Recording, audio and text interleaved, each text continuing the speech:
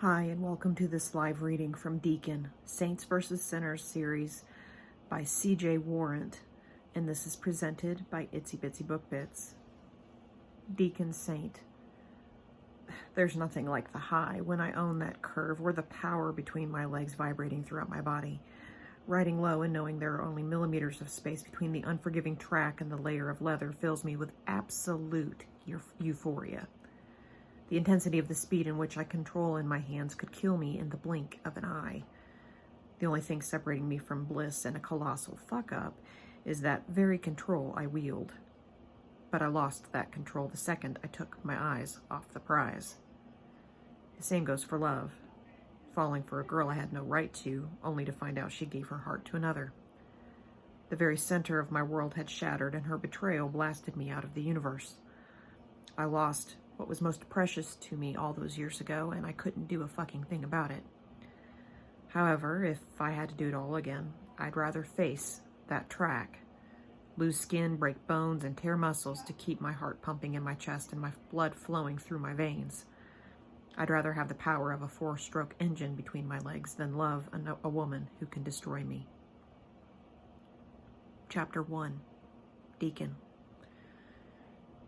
I hesitate outside the doors of Barnaby's funeral home and crematorium. The worn red brick structure, which stands solid in the hot July summer in Alabama, Tennessee, looks unassuming to most.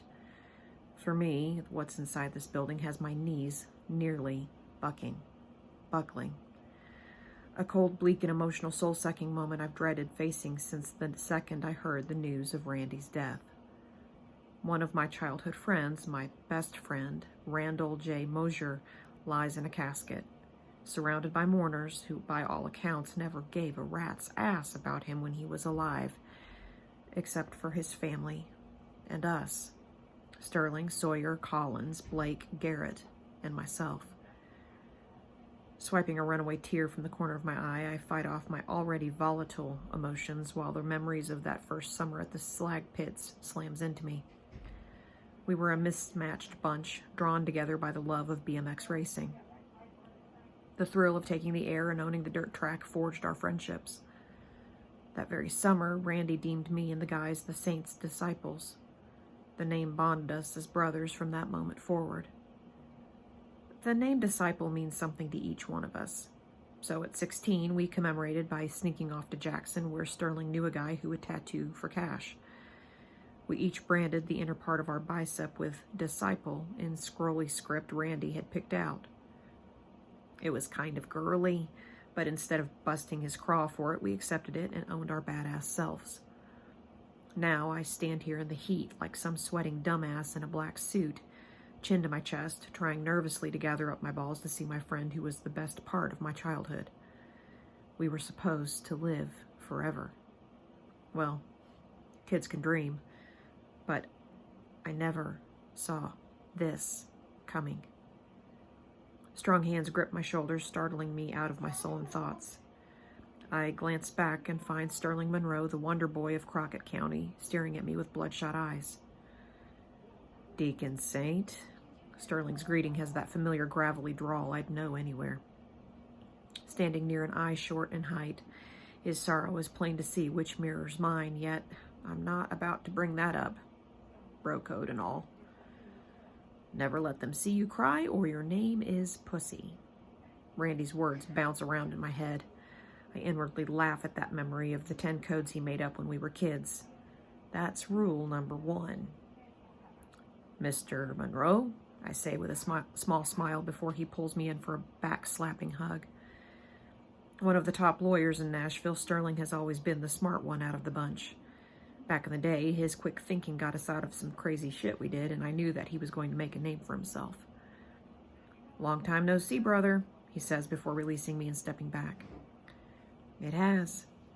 He's right. It's been 10 years that I've stayed away from Alama, not including the 2-day drive to bury my daddy 8 years ago. I saw the man into the ground and then got the fuck out of there. How's your parents? I ask out of courtesy. Same. How's your mama doing? Is she pleased to have you home?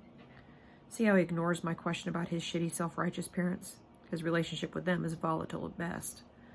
I let out a snort, Happy isn't what I'd use to describe my homecoming, but I keep that bit to myself.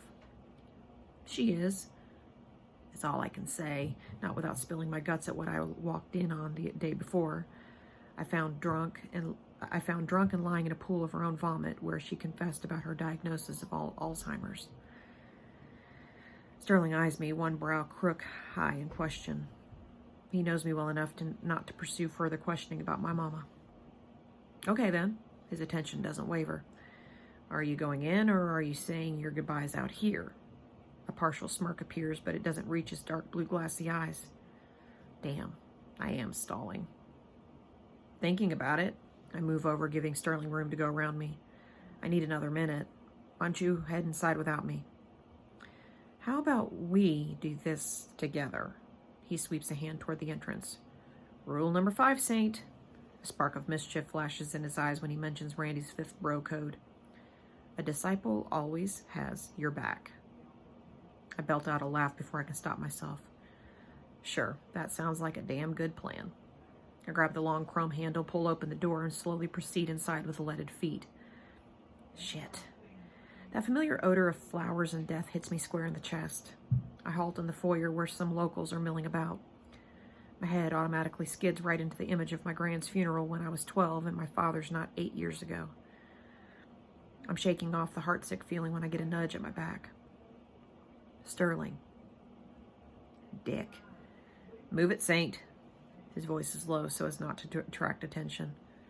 Wait a damn minute. I'm preparing myself. I growl over my shoulder. Prepare as you walk. Sterling nudges me again, a little harder this time. Where are your balls, Saint? Fuck off, I hiss between clenched teeth. There you go. Use that and move those feet. Pretentious asshole. But Sterling's right. I blow out a heavy breath and step further inside.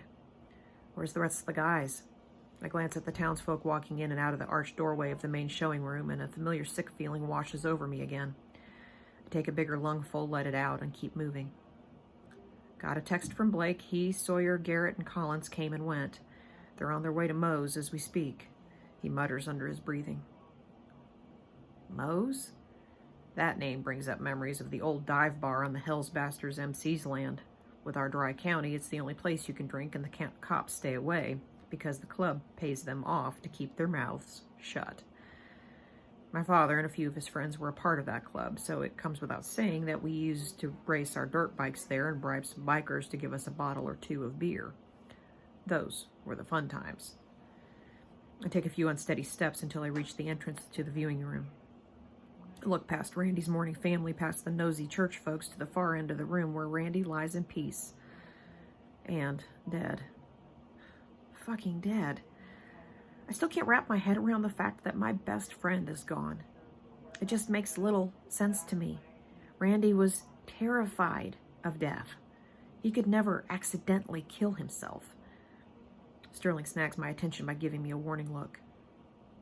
Rule 1. He mentions the same bro code rule I thought of earlier, and for a second I want to punch him in the face, not caring who's around. Come on, Saint. I bet Randy's laughing at us today. I'm sure his mama will appreciate you being here. Pushy bastard.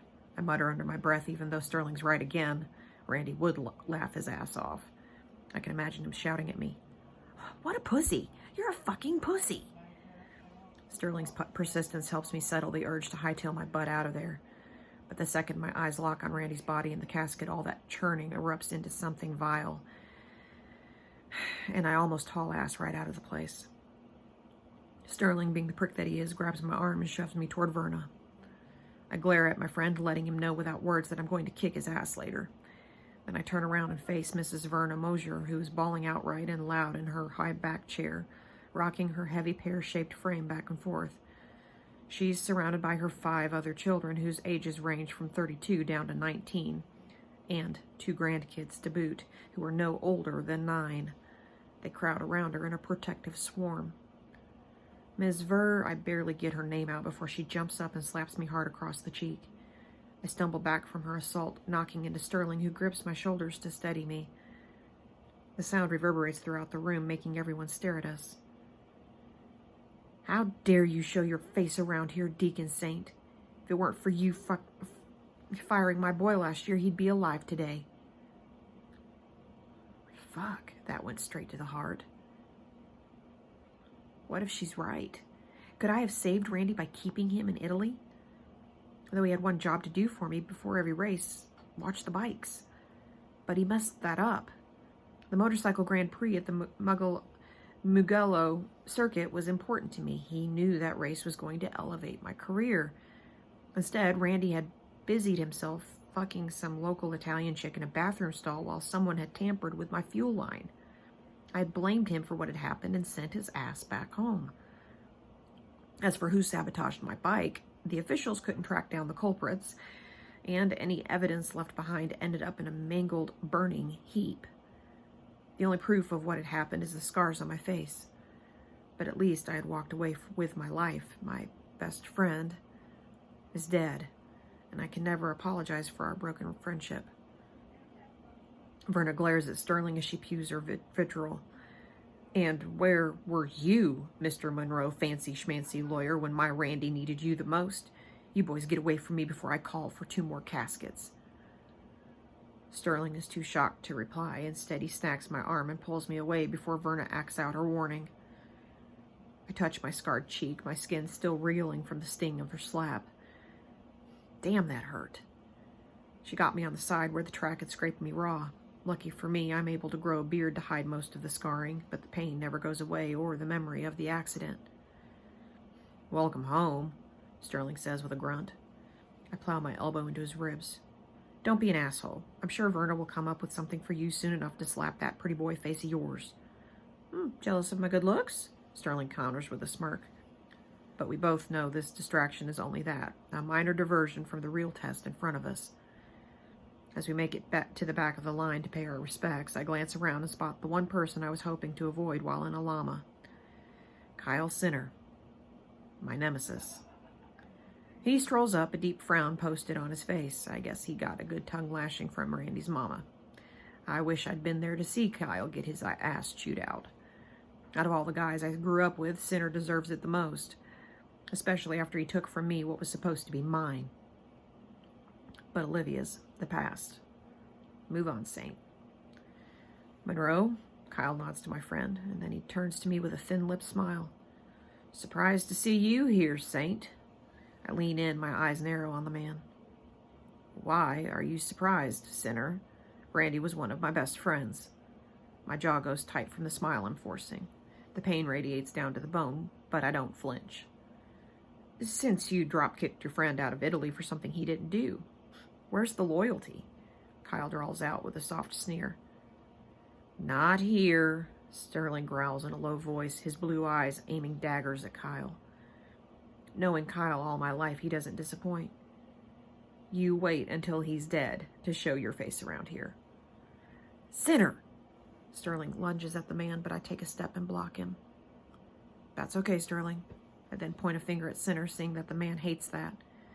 Say what you need to say, and be gone. Oh, I have shit tons to say. Kyle's wry smile drops to a frown. Where were you for Falcon's funeral? Too good to come home and see him off? Sterling steps around me and gets in Kyle's face. I told you, this isn't the time. Or the place, Sinner. Don't you listen. Keep a civil tongue in your head for Randy's sake. There's a note of retribution in Sterling's quiet tone. At 6'4", Sterling never minces words, especially with this asshole. Then what Kyle declared strike a chord in my brain. What do you mean, Falcon's funeral? Sinner lifts his chin, his nostrils flaring. Johnny Falcon Bane is dead. Shock reverberates through my body as I try to decipher what the man is saying. No one told you what happened? Outrage across Kyle's face affirms the truth. I turn to Sterling for the answer. He's shaking his head, eyes filled with regret. I called while you were in the rehabilitation hospital in Rome, but your manager said you weren't up for bad news and that she'd pass it on as soon as she could. Liliana knew about Falcon's death. That vindictive bitch had it out for me the second I turned down her advances.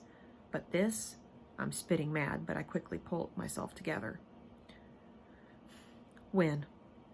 Several seconds passed before Sterling answers. 5 months ago. His voice is barely audible. His engine blew while he was racing Dog Skeller down Grand Town Road, nearing the last corner. He died on the way to the hospital, Kyle explains with resolve. I take a step away from them, disbelieving. Falcon knew bikes like the back of his hand, I admit. My heart is pounding out of my chest from the gaping wound slashed open by Kyle's words. There's no way he'd get on a bike if there was a chance the engine could blow. Falcon and my father, Hawk, had been best friends growing up. They were prospects with the Hells Bastards and became full members by the time they were 20. Through it all, they had stayed close.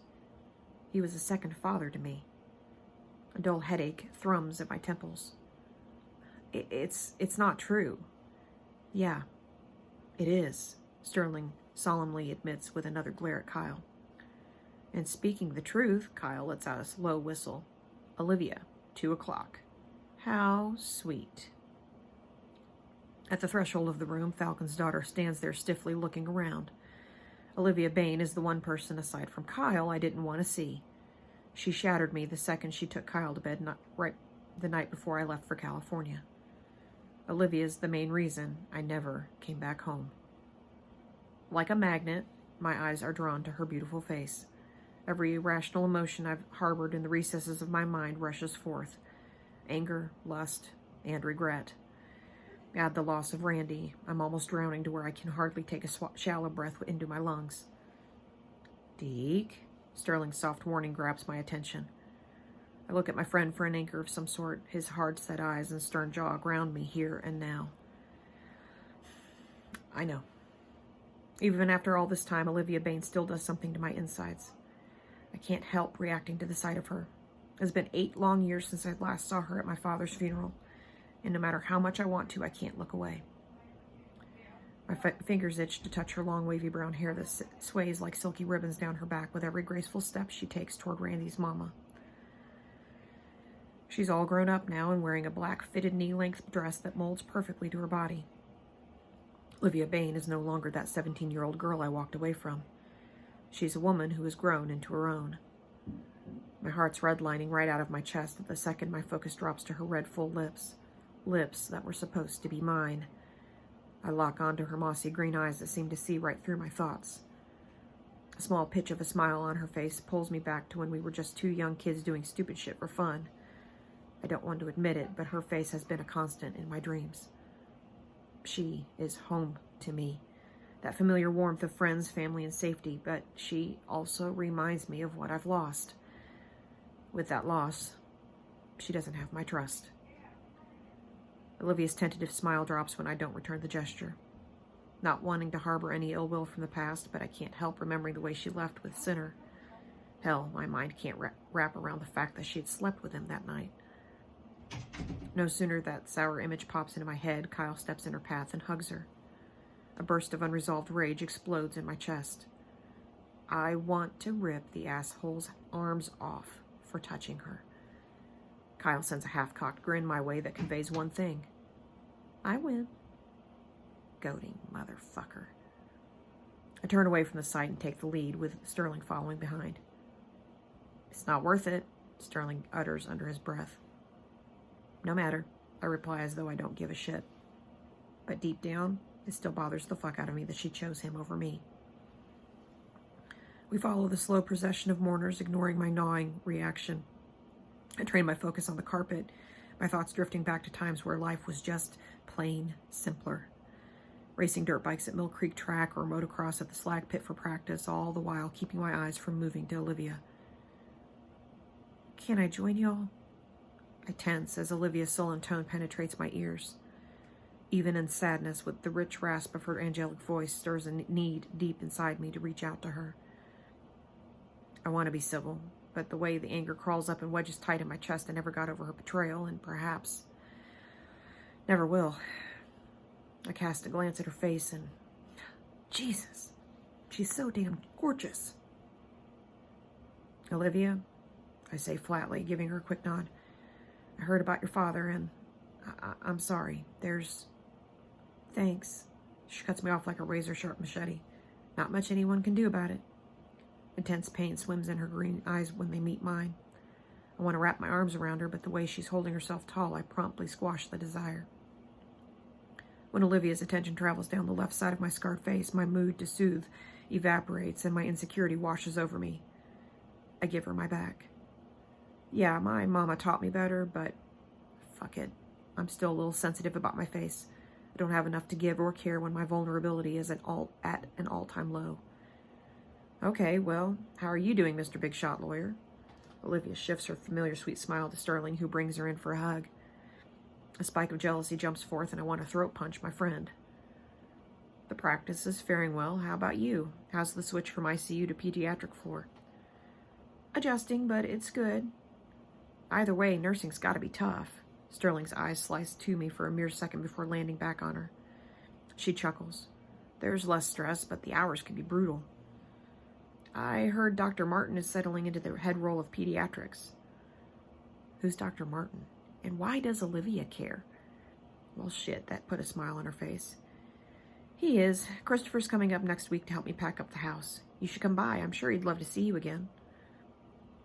Why in the hell is she packing? I look to Sterling for an answer to my unspoken question, but he doesn't explain or look my way. Am I really out of the loop of my friends and my girl? Not my girl. The way Olivia beams at the mention of this doctor, there's no doubt that something's going on between the two. Sterling and I will talk about who this guy is and why Olivia is packing up the house later. A small knot of understanding twists in my chest, constricting the air in my lungs. Is she planning to move out of her house? To keep from blurting out my agitation over the revelation, I turn my attention back to the maroon carpet with white calla lilies woven in the design as we take additional steps in the line to the casket. Deacon? She nudges me to get my attention. I can't ignore her husky drawl when she says my name. My name out of her mouth has my blood humming to life for all too different reasons than anger. When you have a chance, not today, of course, but can we talk? It's about Falcon's will. I want to ask what I have to do with Falcon's will. Instead, I clear my throat and say, sure. Keeping my whirling emotions for Olivia tight to the vest, I tuck my hands tight in my pockets of my black slacks. I move past Olivia and face Randy. He's surrounded in white satin, dressed in a dark navy suit, hair combed back and his face clean-shaven. The man in the casket looks far more put together now than when he was alive. Randy had always worn overalls with some sort of t-shirt, dirty or clean. It didn't matter to him. And that boy never shaved. Ever. We used to call him Goat because of the long scruff on his chin and the smell that wafted off his clothes. But the guy in the casket far resembles the man I know. Not wanting to scream that life isn't fair, every muscle in my body goes rigid so as not to break down in front of the casket.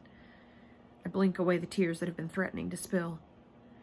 Randy is and always will be one of my best friends. I will forever miss him like I would miss my arm, my leg, or my heart. Damn it. Before someone sees me, I wipe the wetness away. Sucking in some courage, I kneel before my friend. I'll miss you, brother.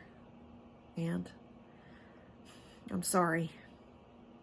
Once my paltry apology is out, I stand and without looking back at the casket, I leave to go get shit-faced in honor of Randy and Falcon, and attempt to erase the sweetest face of Olivia Bane out of my mind.